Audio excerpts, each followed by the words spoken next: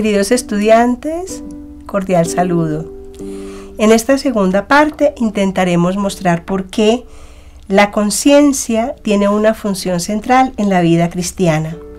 En continuidad con los criterios que señala el Concilio para renovar la moral, en el decreto sobre la ordenación sacerdotal en el número 16, abordaremos la Constitución Pastoral Gaudium et Spes sobre la Iglesia en el mundo en los números 16 y 17, sobre la conciencia y la libertad, dos categorías que son el núcleo de una moral auténticamente cristiana. En una carta que escribió el obispo de Amberes, Monseñor Joan Boni, el 1 de septiembre del 2014, titulada Expectativas de un obispo diocesano, decía en el numeral 2, ¿qué espero del próximo sínodo? Que devuelva a la conciencia su lugar correcto en la enseñanza de la Iglesia, en la línea con Gaudium et Spes.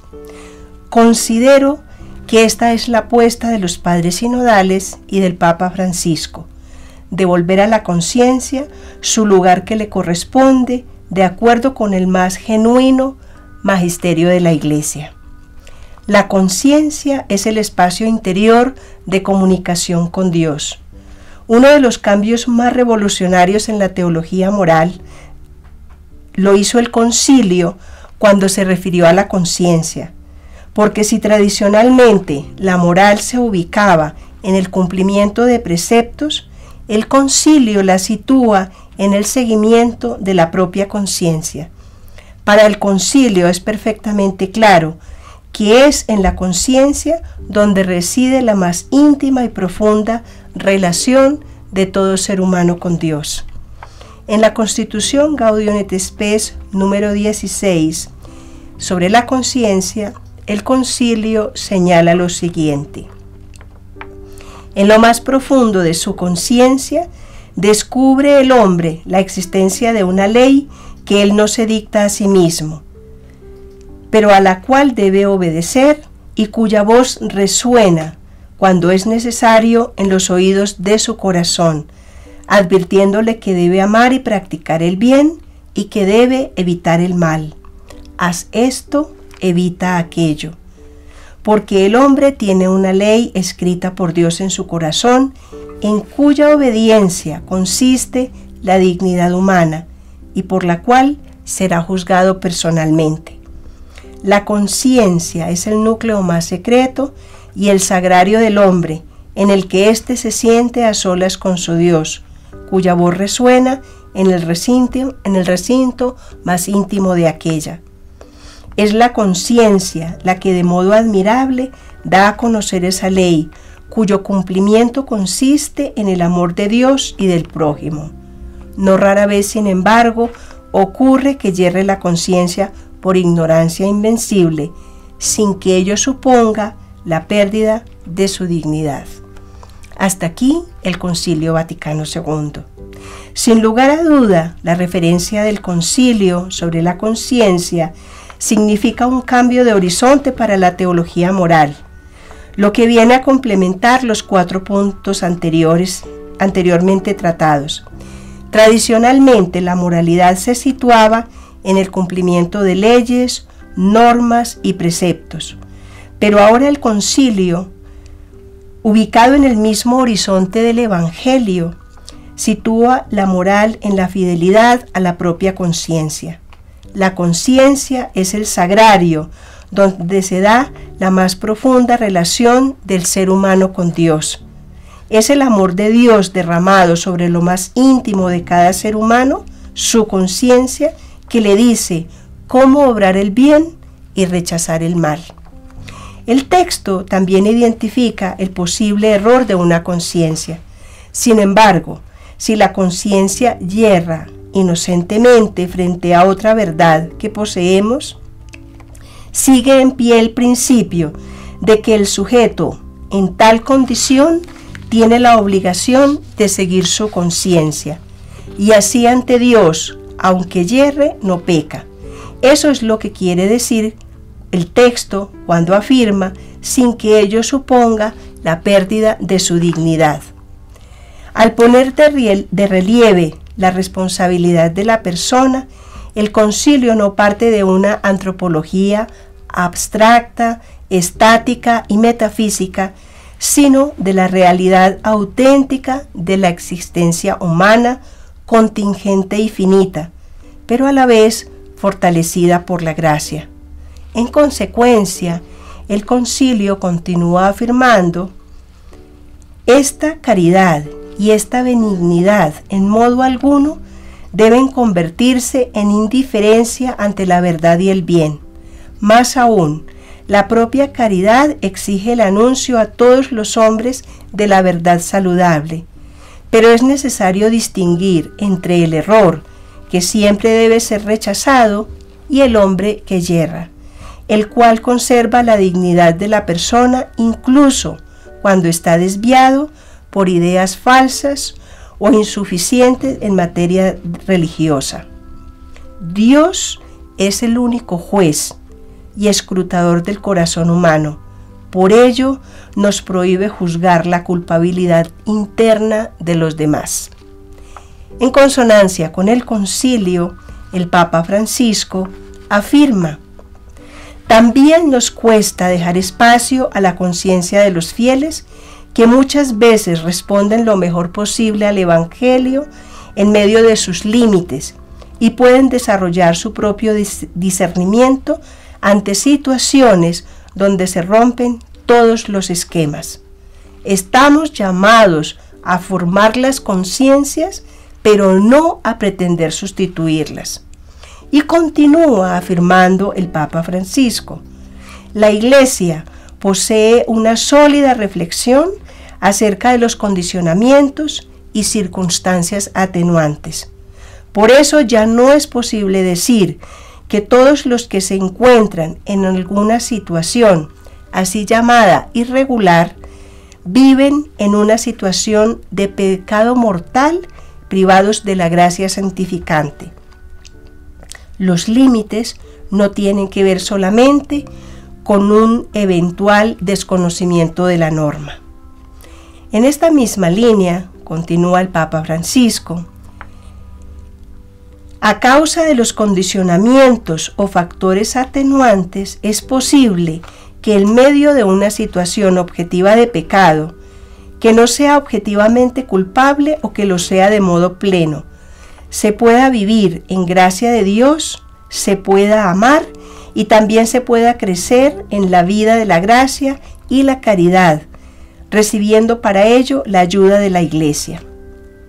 Por creer que todo es blanco y negro, a veces cerramos el camino a la gracia y del crecimiento y desalentamos caminos de santificación que dan gloria a Dios.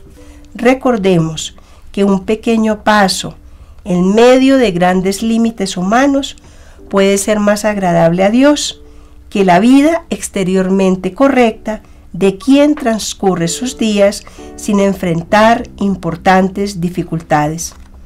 La pastoral concreta de los ministros y de las comunidades no puede dejar de incorporar esta realidad. A partir del reconocimiento del peso de los condicionamientos concretos, podemos agregar que la conciencia de las personas debe ser mejor incorporada en la praxis de la Iglesia, en algunas situaciones que no realizan objetivamente nuestra concepción del matrimonio. Ciertamente hay que alentar la maduración de una conciencia iluminada, formada y acompañada por el discernimiento responsable del pastor, y proponer una confianza cada vez mayor en la gracia.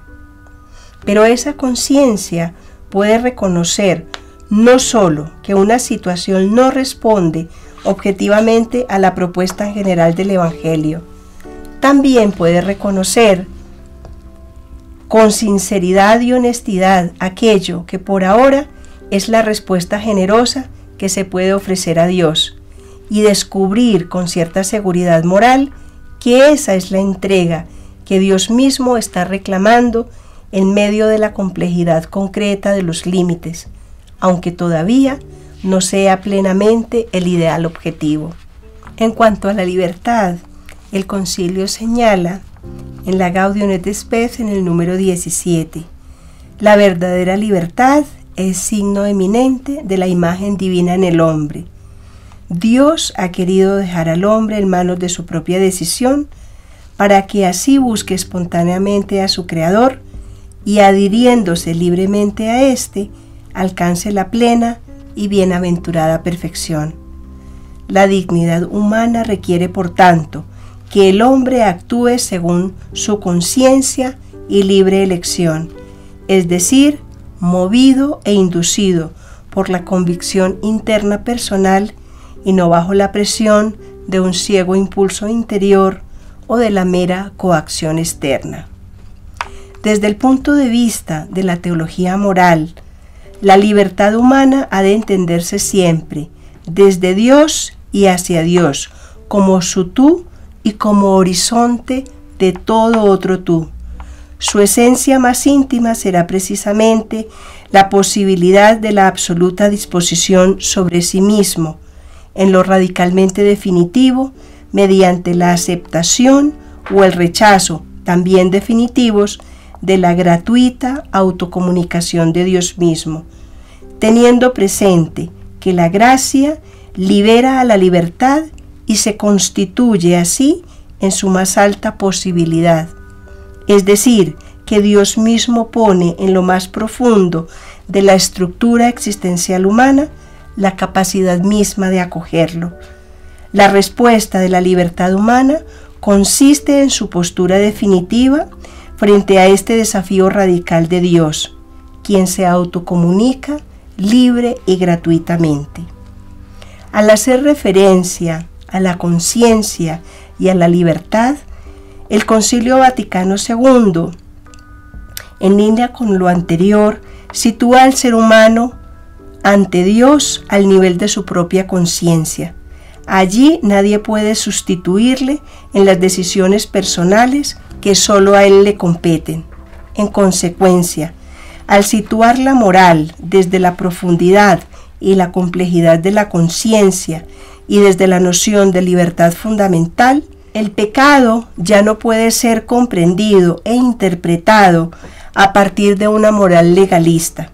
Lo fundamental será ahora el discernimiento que realice la persona desde una auténtica libertad, porque las elecciones nacidas del núcleo de nuestro ser, relacionadas como están con la aceptación o el rechazo de la gracia y de la salvación, son de dimensiones superiores al mero cumplimiento de leyes exteriores o de normas objetivas. En este sentido, el Papa Francisco, en la exhortación Amoris Laetitia, afirma: es mezquino detenerse solo a considerar si el obrar de una persona responde o no a una ley o a una norma general, porque eso no basta para discernir y asegurar una plena fidelidad a Dios en la existencia concreta del ser humano. Continúa el Papa Francisco: de todos modos recordemos que este discernimiento es dinámico y debemos permanecer siempre abiertos a nuevas etapas de crecimiento y a nuevas decisiones que permitan realizar el ideal de una manera más plena. En este proceso de discernimiento, la conciencia tiene tres funciones. La función cognoscitiva, es decir, el cristiano conoce con su conciencia. La función crítica es la función de los criterios o parámetros para el obrar, y la función selectiva es el discernimiento. El cristiano no solamente posee el saber de Cristo, no solamente convierte en valor ese saber cuando delibera, juzga, confronta cualquier asunto frente a ese saber, sino que el cristiano discierne o identifica cuál es el comportamiento que coincide con el querer de Dios, con su voluntad. Con toda razón, Amoris Laetitia señala: por ello un pastor no puede sentirse satisfecho solo aplicando leyes morales a quienes viven en situaciones irregulares, como si fueran rocas que se lanzan sobre la vida de las personas. Es el caso de los corazones cerrados que suelen esconderse aún detrás de la enseñanza de la Iglesia para sentarse en la cátedra de Moisés y juzgar a veces con superioridad y superficialidad los casos difíciles y las familias heridas.